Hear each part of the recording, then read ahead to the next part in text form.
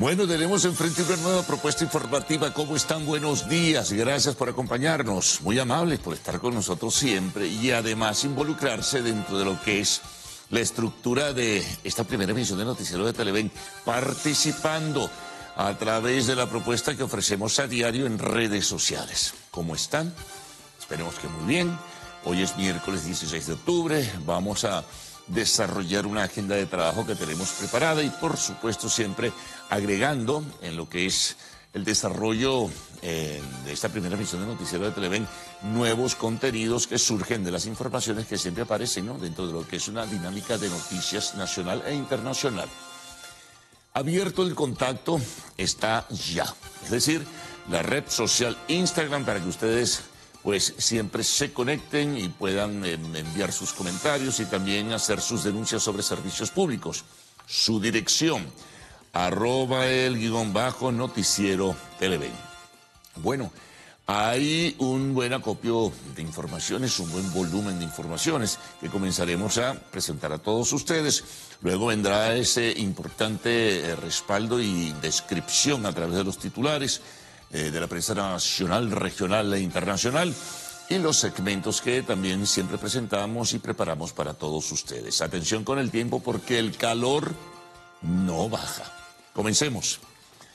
Bueno, ayer Nicolás Maduro, presidente de la República, juramentó pues la nueva estructura militar, el nuevo alto mando, la juramentación de los comandantes, los nuevos comandantes de fuerza y también la ratificación de otros cargos, ratificación incluso de cargos de comandancia, y del ministro de la Defensa, Vladimir Padrino López, y otras instancias de lo que es la estructura piramidal de la organización militar venezolana. Eso ocurrió en el Museo Histórico Militar, y allí, bueno, se dieron cita a diversas personalidades que fueron invitadas a participar en este acto muy institucional y formal. Maduro ofreció un discurso renovando y reiterando la necesidad de fortalecer la estructura militar y enviando señales de lo que pudiera ser nuevamente pues una organización para la defensa de la soberanía y la defensa de los intereses de la patria. Son por lo general discursos muy formales cuando se trata de un acto de esta naturaleza. Recibió pues el pabellón de casa de la Casa Militar, en fin. Bueno, fue en cadena nacional y fue todo el protocolo que de lo suyo siempre se utiliza, que de costumbre siempre se utiliza.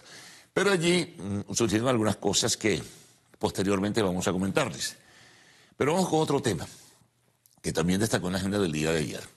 Bueno, el gobierno rechazó de manera muy vigorosa, muy contundente, el informe de la misión independiente de determinación de hechos de la Organización de Naciones Unidas.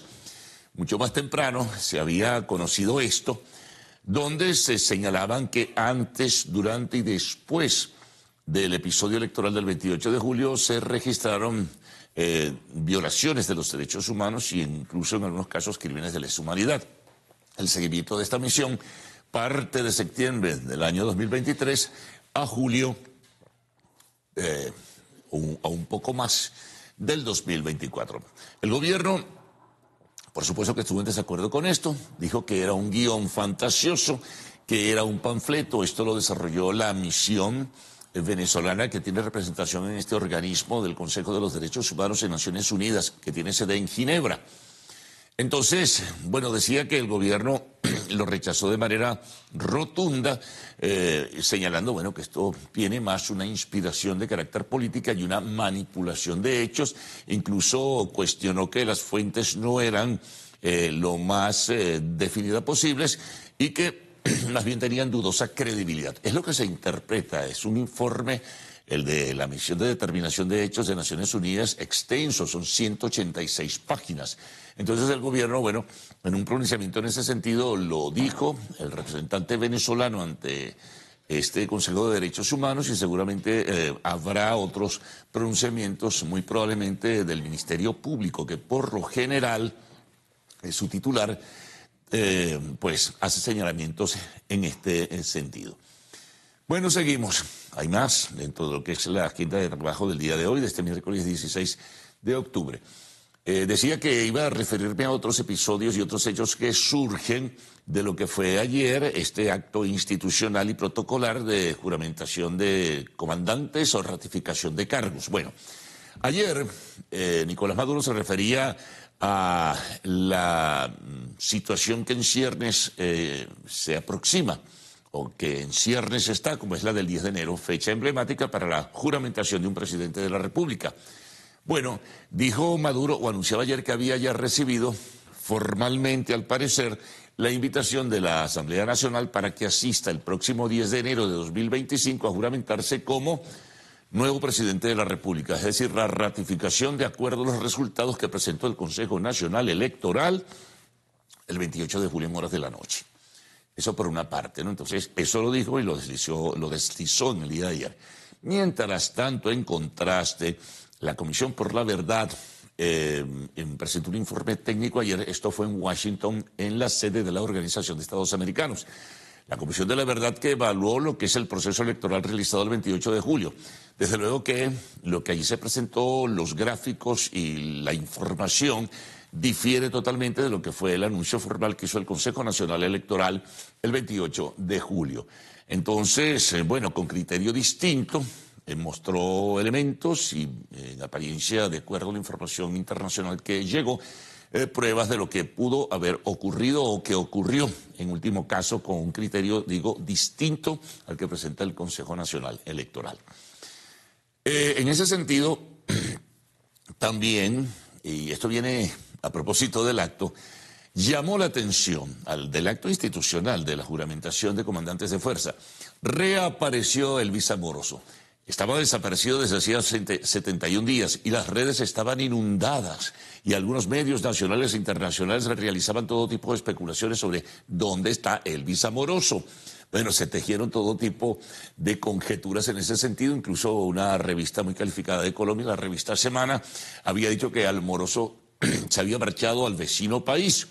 Lo cierto es que estaba compartiendo ayer con las autoridades del Poder Ejecutivo venezolano, encabezadas por Nicolás Maduro, con los ministros, estaba el fiscal Tarek William Saab, etcétera. Así que bueno, despejada la duda, reapareció Elvis Amoroso. También sobre el episodio electoral del 28, pero no acá en Venezuela, sino a nivel internacional, se pronuncian dos factores. Uno, la presidenta de México, la nueva presidenta Claudia Sheinbaum, quien decía que su país permanecerá en una postura o posición imparcial frente a los hechos postelectorales de Venezuela del 28 de julio. Hasta ahí su declaración.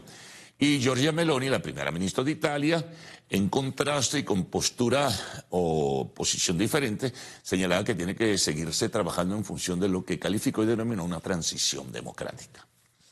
Seguimos. Bueno, como las aguas políticas siguen muy encrespadas en Venezuela, nos encontramos con lo siguiente. Hace 2 días, en una declaración, recordamos, el responsable del Ministerio Público, Tarek William Saab, ofreció una declaración donde decía que el presidente de Chile era un agente de la CIA y que Lula da Silva, presidente de Brasil, había sido captado por la CIA. Bueno, esto cayó como una tromba y, bueno, llevó seguramente a la irritación y la molestia de las cancillerías de los respectivos países, pero mucho más la de Brasil, que es un gobierno cercano o aliado del gobierno de Venezuela, con Lula da Silva, quien tiene una especial relación con Nicolás Maduro. Entonces, ¿qué pasó? Ayer Tarek William Saab ofreció a través de redes sociales, se retracta, dijo que había una manipulación de los medios internacionales o nacionales, pero básicamente los internacionales, de los medios de comunicación social, sobre esa declaración que él dijo era personal, muy personal, que él ofreció. Y la Cancillería venezolana, a través de su titular, Iván Gil, también emitió un comunicado formal e institucional, donde se desmarcaba de la posición de Tarek William Saab, señalando que lo que él declaró era una opinión personalísima, en este caso, que no involucraba a la opinión que tiene el Poder Ejecutivo del gobierno de Lula da Silva y mucho menos del presidente de Brasil, Lula da Silva. Seguimos. Bueno, Ayer el Comité de Postulaciones para escoger el Poder Ciudadano dio a conocer, digamos, requisitos y espacio de tiempo para la presentación de recaudos y documentos para aquellas personas que aspiren a ser escogidas, ya sea como fiscal general de la República, ya sea como contralor o contralora, o tal vez también defensor o defensora de los derechos del pueblo. Tendrán hasta el 21 de octubre para presentar los recaudos. Posteriormente, en los primeros días de noviembre, esta comisión de postulaciones presentará a la Asamblea Nacional cuáles son las personas que aspiran. Bueno, y luego se desarrollará todo el proceso para la escogencia y finalmente la escogencia de los que van a participar en definitiva. Y luego también escoger al que será responsable de cada uno de estos despachos. Nos viene una noticia que se registró durante todo el día. Se recibían informaciones desde el estado Zulia, concretamente desde Cabimas, la explosión de un tanque de PDVSA. Supuestamente había sido controlado el fuego o las llamas, pero luego siguió. Lo cierto es que el saldo es lamentable porque hay 21 personas heridas. Ya a estas alturas debe seguramente haberse controlado el fuego. Estaremos pendientes para llevarles alguna información que surja desde el occidente del país, desde el estado Zulia concretamente, y ofrecérselas a ustedes. Bueno, en temas internacionales tenemos lo siguiente. La situación en el Líbano continúa. Formaliza el anuncio del gobierno de Israel de haber dado de baja al responsable del envío de drones del grupo fundamentalista Hamas en la Franja de Gaza. Continúa la ofensiva en la Franja de Gaza. Y desde luego, también la ofensiva paralela sobre el territorio del Líbano, no solamente sobre el sur, sino también sobre el norte. Por cierto que las autoridades israelíes renovaron el llamado a la población del sur del Líbano, que es el reducto fundamental del grupo fundamentalista Hezbollah, a que se retiren y marchen porque va a continuar la ofensiva militar. Difícil la situación. Nos venimos a América y nos ubicamos en la Argentina, donde protestas hubo con mucha sonoridad y fuerza y con movilización de muchísimas personas, movilización popular en este caso, de los estudiantes universitarios. Esto llevó al presidente Javier Milei a anunciar que no se va a cobrar la matrícula, que no va a pagarse para estudiar en las universidades públicas, que fue un anuncio inicial. De alguna manera lo desarrolló, lo planteó en el desarrollo de su campaña electoral, pero esto generó un revuelo impresionante porque no todo el mundo está en capacidad de pagar sus estudios universitarios y el Estado tiene responsabilidad social en ese sentido. Entonces, no se pagará la matrícula en este caso. Hay protestas también de los profesores por la muy lamentable condición socioeconómica que tienen. Es un fenómeno que se repite, ¿no? Como acá también en Venezuela.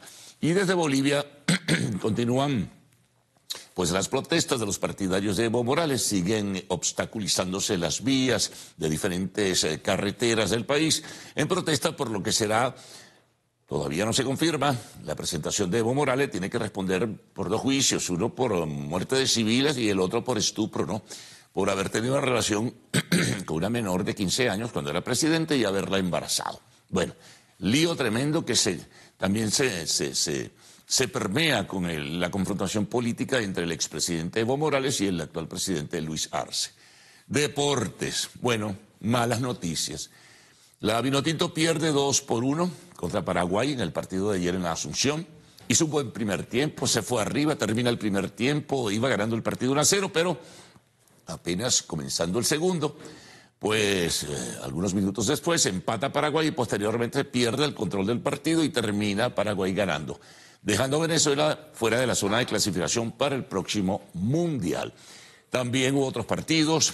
Colombia golea a Perú 4-0, pero no a Perú. Perú fue goleado pero por Brasil. Argentina golea 6-0 a Bolivia. Colombia golea 4-0 a Chile. Y Ecuador y Uruguay pues empataron a 0. Entonces, esa es la situación en las eliminatorias de CONMEBOL, las eliminatorias suramericanas. Béisbol de Grandes Ligas. Bueno, los Yankees repiten y ganan 6 carreras por 3 a los Guardianes de Cleveland. La serie se va ahora al estadio de Cleveland. A ver, tienen que levantar eso los Guardianes porque están en situación embarazosa. Y bueno, hoy hay partido, pero de la Liga Nacional, que se reanuda la serie divisional entre los Dodgers de Los Ángeles y los Mets de Nueva York, dirigidos por el venezolano Carlos Mendoza. También habrá información sobre el béisbol venezolano, que ha comenzado con mucha intensidad, y bueno, ofreceremos detalles en el respectivo segmento.